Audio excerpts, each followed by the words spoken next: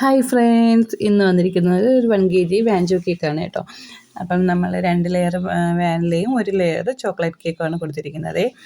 അപ്പോൾ എൻ്റെ അടുത്ത് എല്ലാവരും ചോദിക്കുന്നുണ്ട്, പിന്നെ നിങ്ങളുടെ കേക്കിന് എങ്ങനെയാണ് ഇത്രയും ഹൈറ്റ് കിട്ടുന്നത്? ദിവസം 2 മെസ്സേജെങ്കിലും വരാത്ത ദിവസമില്ല കേട്ടോ. ഇൻസ്റ്റയിലായാലും വാട്സപ്പിലായാലും മെസ്സഞ്ചറിലായാലും എല്ലാവർക്കും റിപ്ലൈ കൊടുത്തെടുത്ത് ഞാൻ മടുത്തു. എല്ലാവരും ചെയ്യുന്നത് പോലെ തന്നെയാണ് ഞാൻ ചെയ്യുന്നത് കേട്ടോ. അപ്പം നമുക്ക് കേക്കിന് നല്ല ഹൈറ്റ് കിട്ടാൻ വേണ്ടിയിട്ട് ഉള്ളൊരു ടിപ്പ് എന്ന് പറയുന്നത്, നമ്മുടെ കേക്ക് ടിന്നെന്ന് പറയുമ്പോഴത്തേക്ക് 2 2.5 ഇഞ്ചോ ആണ്. അപ്പം നമ്മുടെ ആ ഒരു അളവിൽ മാത്രമായിരിക്കും നമ്മുടെ കേക്ക് ഹൈറ്റ് വയ്ക്കുന്നത് അല്ലേ.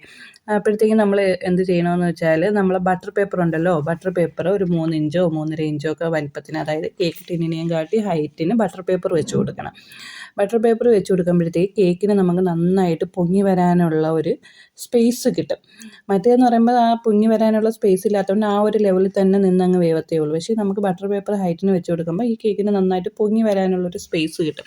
അതുകൊണ്ടിട്ടായിരിക്കാം എൻ്റെ കേക്കുകൾക്കെല്ലാം നല്ല ഹൈറ്റ് കിട്ടാറുണ്ട് കേട്ടോ.